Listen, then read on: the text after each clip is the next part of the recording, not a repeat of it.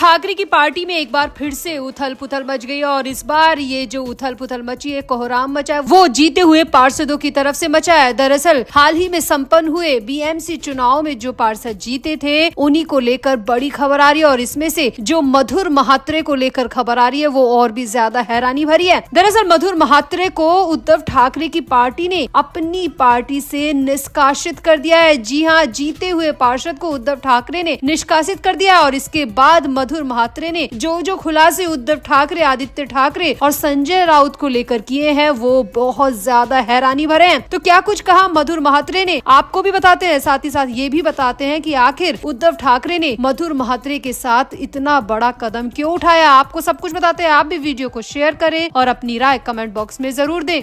तो जो खबर आ रही है वो केडीएमसी को लेकर आ रही है, यानी कि कल्याण डोंबिवली को लेकर आ रही है और कल्याण से जो खबर आ रही है उसके मुताबिक उद्धव ठाकरे समूह के मधुर महात्रे को पार्टी से निष्कासित कर दिया गया है। पार्टी का कहना है कि उन्हें बार बार नोटिस दिए जाने के बावजूद वो पार्टी की मीटिंग से गैर हाजिर रह रहे थे और पार्टी के आदेशों का उल्लंघन भी कर रहे थे। इसी वजह से उन्हें निष्कासित किया गया है। यहाँ पर आपको बता दें कि केडीएमसी चुनाव में शिवसेना उद्धव बाला साहब ठाकरे की पार्टी में कुल 11 पार्षद चुने गए थे। इनमें से मधुर महात्रे भी शामिल थे। 11 पार्षदों में मधुर महात्रे ने काफी बड़ी जीत दर्ज की थी, लेकिन इसके बावजूद उद्धव ठाकरे की पार्टी ने उन्हें निकाल दिया। उन पर आरोप लगाया जा रहा है कि वो चुनाव के बाद से शिंदे गुट के संपर्क में थे और इसीलिए उनको पहले कारण बताओ नोटिस जारी किया गया और अब तो उन्हें पूरी तरह निकाल दिया। ये पार्टी का कहना है, यानी कि ये उद्धव ठाकरे की पार्टी का बयान है, लेकिन सिक्के के दो पहलू होते हैं। एक पहलू उद्धव ठाकरे की पार्टी के नेता बयान देकर बता रहे हैं और दूसरा पहलू जो सामने निकल कर आ रहा है वो खुद मधुर महात्रे की जुबान से निकल के आ रहा है। जी हाँ, मधुर महात्रे का भी इस बारे में बड़ा बयान आया और मधुर महात्रे का कहना है कि उन्हें पार्टी से निष्कासित इसलिए नहीं किया गया कि वो पार्टी की आदेशों का उल्लंघन कर रहे थे या फिर वो नोटिस का जवाब नहीं दे रहे थे, बल्कि इसलिए निकाला गया है क्योंकि वो पार्टी में लिए जाने वाले फैसलों के विरोध में थे।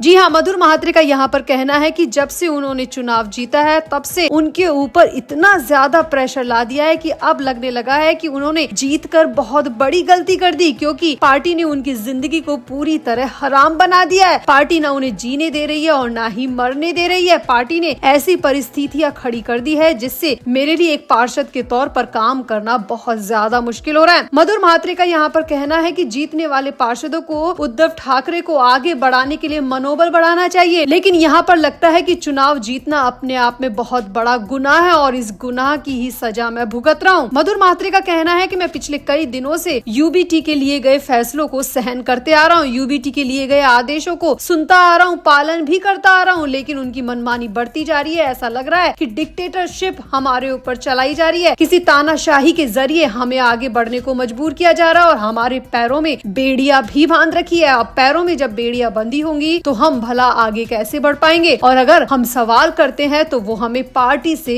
बाहर धकेल देते हैं, पार्टी से निष्कासित कर देते हैं और मीडिया के सामने हमारी इमेज भी खराब करते हैं। मधुर महात्रे ने यहाँ पर कहा कि उद्धव ठाकरे राजनीतिक तौर पर पूरी तरह मंदबुद्धि है। आदित्य ठाकरे को इतनी समझ नहीं है, वो राजनीति के मामले में अभी बच्चे हैं और जो सारी समझ रख रहे हैं, जो सारे फैसले ले रहे हैं वो संजय राउत है। संजय राउत के मुंह में ही पार्टी की सारी मलाई जा रही है, सारे फैसले उन्हीं की तरफ से आ रहे हैं और संजय राउत ही वो शख्स है जिसकी वजह से पार्टी आज इस कगार पर पहुंच चुकी है। मधुर महात्रे का यहाँ पर कहना है कि मैंने चुनावों में जीत दर्ज की, मुझे लगा कि मुझे इसका फल मिलेगा, लेकिन यहाँ पर तो ऐसा लगता है चुनाव जीतना सबसे बड़ा गुनाह बन गया है, क्योंकि मेरी इमेज भी खराब की जा रही है, साथ ही साथ मुझे पार्टी से भी निकाल दिया गया है। मधुर महात्रे का कहना है कि मुझे तो अपना राजनीतिक करियर बढ़ाना है, अगर मैं पार्टी से निकाल दिया गया हूँ तो मैं कहीं तो जाऊंगा, और अगर ऐसे में मैं एकनाथ शिंदे की पार्टी में जाता हूँ तो इसमें गलत ही क्या है। मधुर महात्रे ने कहा कि एकनाथ शिंदे में राजनीतिक तौर पर काफी समझ दिखती है और संजय राउत की ही वजह से एकनाथ शिंदे ने वो रास्ता अपनाया था, वो बगावत की थी और संजय राउत की वजह से एक बार फिर से उद्धव की पार्टी में बड़ी बगावत की तैयारी चल रही है और इसके लिए संजय राउत पटकथा लिख चुके हैं और संजय राउत की वजह से मुझे इस पार्टी से निकाला गया है। धीरे धीरे और भी लोगों को निकाला जाएगा और एक दिन ऐसा आ जाएगा कि इस पार्टी में सिर्फ 3 ही लोग बचेंगे, खुद उद्धव ठाकरे, आदित्य ठाकरे और संजय राउत। इसके अलावा इस पार्टी में कोई बचने वाला नहीं है, क्योंकि यहाँ पर जिसके हाथ में फैसले लेने की कमान है वो मुंह में मलाई दबाकर बैठा है और जो पार्टी के कर्ता धर्ता होने चाहिए उनकी सोच समझ अभी बच्चों जैसी है और किसी की मंदबुद्धि जैसी। ऐसे में ऐसी पार्टी के साथ काम करना या आगे बढ़ने का सपना मैं सोच भी नहीं सकता। फिलहाल तो आपको यहाँ पर बता दें कि मधुर महात्रे को पार्टी से निष्कासित किया गया है। यूबीटी का कहना है कि वो पार्टी मीटिंग से गायब रहते थे, नोटिस देने के बावजूद वो मीटिंग्स में नहीं पहुंचते थे और इसी वजह से उनको पार्टी से निकाला गया है। उनके खिलाफ पार्टी ने अनुशासनात्मक कार्रवाई की है। लेकिन यहाँ पर मधुर महात्रे का कहना है कि उन्हें निकाला नहीं गया बल्कि उनके खिलाफ साजिश रच के उन्हें प्लानिंग से निकाला गया है। यहाँ पर आपको बता दें कि मधुर महात्रे के जाने के बाद या इस कार्रवाई के बाद उद्धव ठाकरे की पार्टी के केडीएमसी में सिर्फ 10 पार्षद बचे हैं और उनमें भी खबर आ रही है कि उन पार्षदों में भी अब बगावत के सुर पनपने लगे हैं। हो सकता है कि आने वाले दिनों में केडीएमसी पूरी तरह से उद्धव ठाकरे के हाथ से ही निकल जाए। तो आपका मधुर महात्रे के इस पूरे मामले पर क्या कहना है? क्या वाकई में संजय राउत ही वो शख्स हैं जिसकी वजह से उद्धव ठाकरे की पार्टी रेत की तरह बिखरती जा रही है? आपको क्या लगता है? आप भी अपनी राय कमेंट बॉक्स में जरूर दें और वीडियो को भी शेयर करें।